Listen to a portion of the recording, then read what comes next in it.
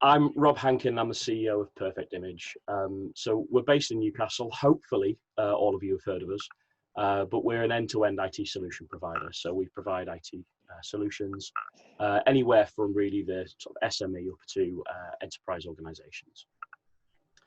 So I was asked to talk about the skills gap and specifically women in STEM as well. So what I wanted to do is really talk about why we should care about this. So Perfect Image employs over 90 people, and attracting the right talent to our organization is paramount to our success. In effect, what we sell is people. I'm sure that your businesses face a similar challenge, making sure that the right talent is in place. But ultimately, the cost of employment in STEM, we know, is increasing. Demand is rising, and that's faster than the skills are coming to market. We know that the recruitment process is even taking longer. And employees are even looking at getting skills from abroad because actually that UK talent base just isn't there right now. But increased competition means that people are looking at new ways to drive efficiencies and innovation. And we've all heard of these technologies which you will use in some way or another, such as artificial intelligence, machine learning, and the new buzzword is RPA, which is robotics process automation, just another fancy word really for automation. But these skills are now in demand by every industry. It used to be that it was STEM-based organizations looking for engineering talent or technology people, and not a lot of organizations did hire a lot of technical people from a STEM background if what their core as a business wasn't actually STEM. They used to work with outsourced partners and things like that. But the reality is all of these demands for efficiency and innovation are actually driving that demand in every industry for STEM skills. So this was true before the effects of COVID-19. And I think I've maybe been the first person to say it. So I think that's a bingo call, isn't it? So you can strike that one off. COVID-19 is a big effect, and it's going to affect every conversation we have. All of this demand was there beforehand, but now the challenges on business is huge pressures on financial, economical situations, reducing the cost, driving revenues. And of course, what people look to is technology, essentially, to go and help with that. So as an employer, what is the challenge for us then? So we all have conversations in our businesses about sales and demand generation. I think that's a commonality across almost every business.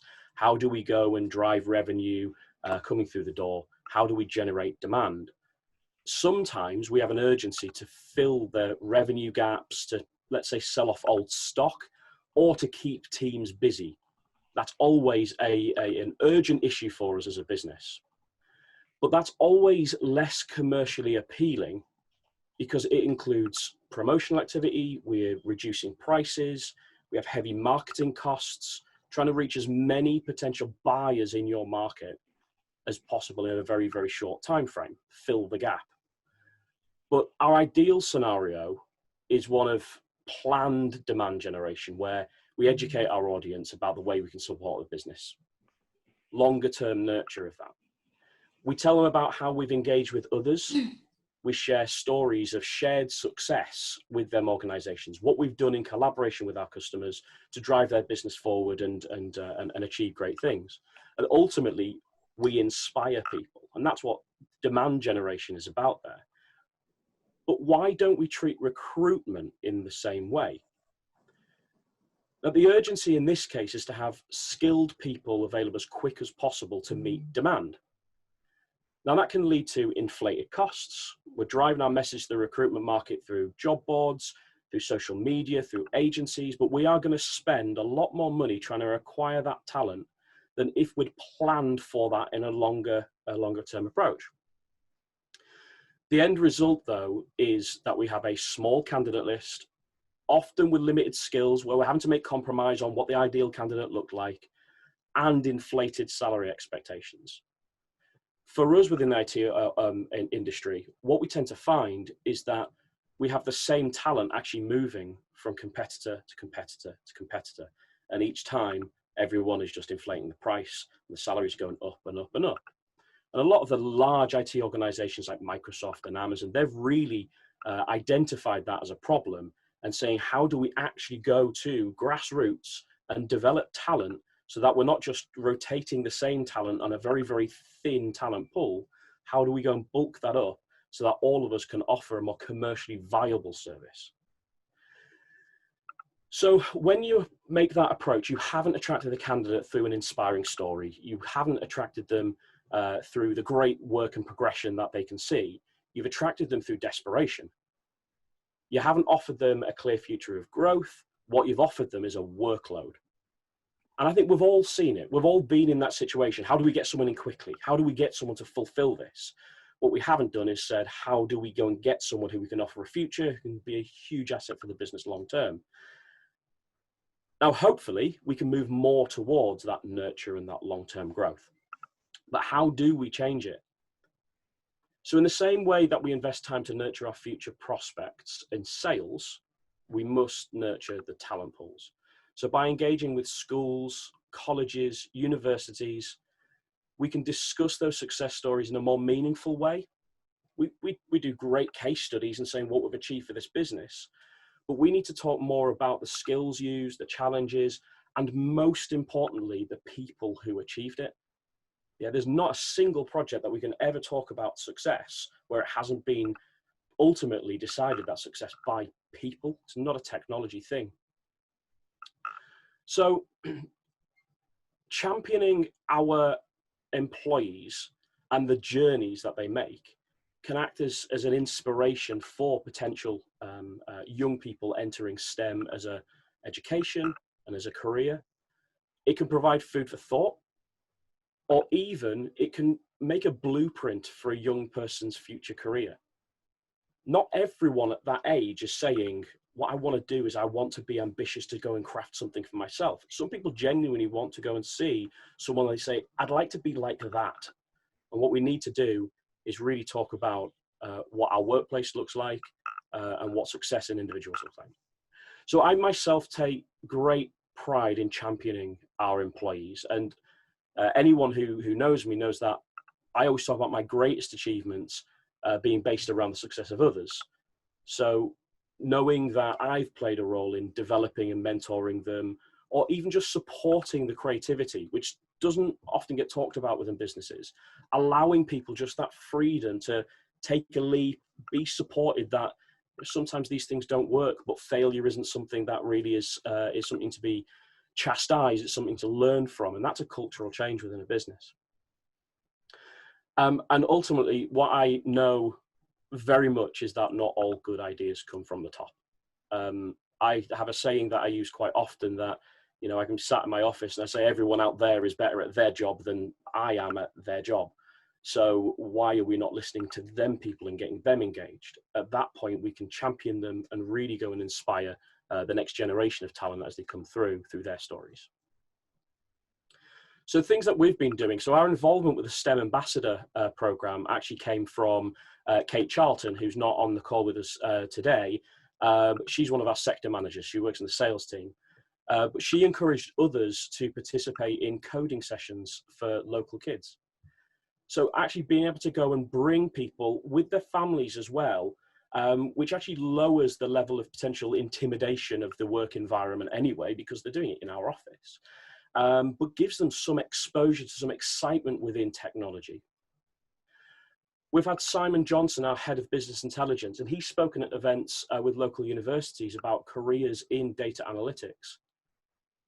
He's very passionate about what he does, and that really translates. And that again is someone sat there in an audience looking up and saying, "That's what I want to do when I'm out of my education." Our operations director Bob McKay held an evening hackathon event. He actually managed to rope in 14 of our staff to go and mess about with technology and see if they can hack computers. This is something that we plan to extend to local businesses and local young people as well, who have an interest in cybersecurity, which is a big evolving area of technology.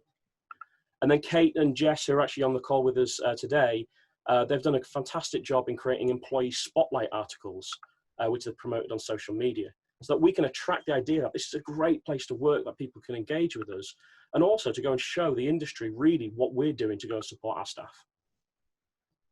So again, COVID-19 has definitely impacted some of this. It's very hard for us to go and do in office activities like this, but it is something that we want to try and carry on a remote basis. So all of this is to generate STEM interest in young people, but what we do know is that women are still underrepresented in STEM, both in higher education and within the workplace.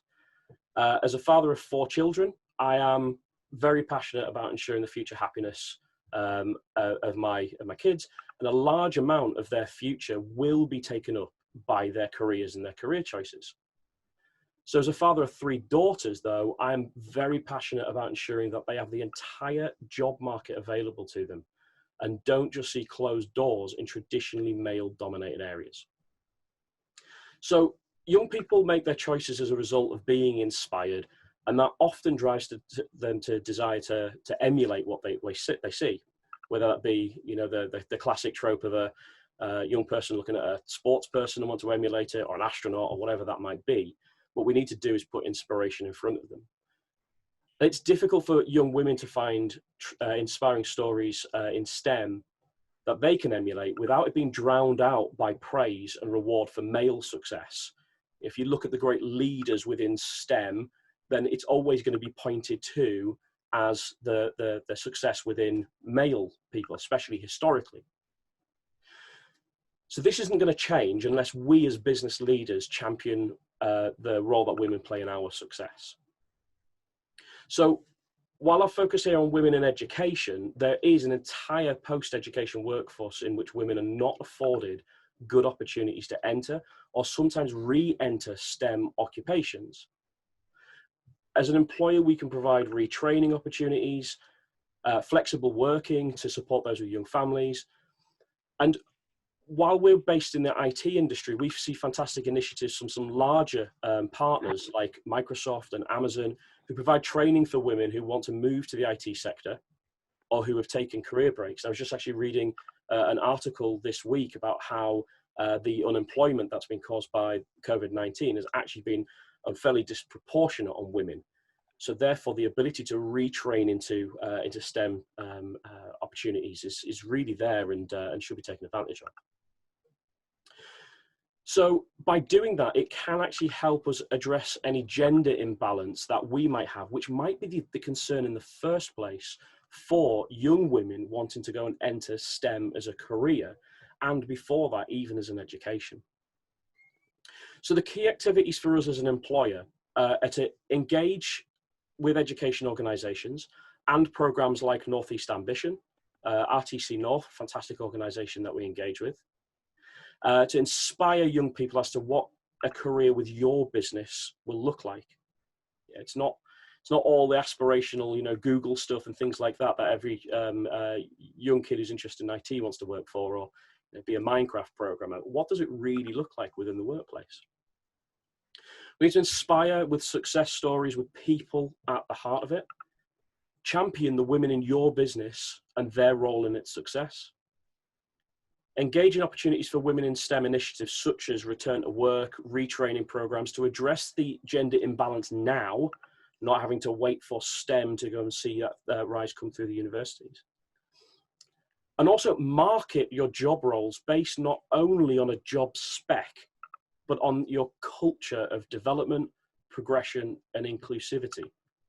I think that, again, is something that's quite daunting going into a very technical world that actually we don't talk enough about culture. Very important to lead from the front with executive sponsorship. I'm very, very happy that we've got a team that are really championing this, and I will support them to no end. We need to make sure that executives are completely on board with the growth and development and engagement of in STEM education as well. And lastly, make it fun. The workplace can seem a very daunting place for young people. I know I was quite daunted taking that step into education.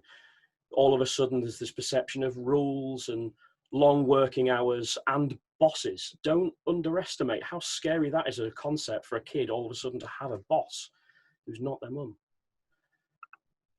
So that's really important for us to make sure we understand and lead with fun. And some of the great things that we've seen in the past, things like Coder Dojos, things like hackathons, these are really fun things that actually engage kids into the world of STEM and IT specifically in our remit. So we often forget to tell them about the achievements and the teamwork and the friendships that we build every day. As a kid, the workplace looks really bad, but you will all find enjoyment. I hope you enjoy it more than you don't. But you'll find enjoyment in your work, but we never teach kids about the enjoyment in the work. We always teach them that, you know, I wish I was a kid. I wish I was back in education. It was really fun then. Look how hard it is now. It's not a great, inspiring message, is it? So this all adds up to us changing the way that we think about our future workforce. Our talent pool increases, our candidate lists get longer, and our entire workforce is lifted from the fantastic talent they can see coming through the door. So each one is already a champion for our business, wanting to find themselves in a position to inspire others.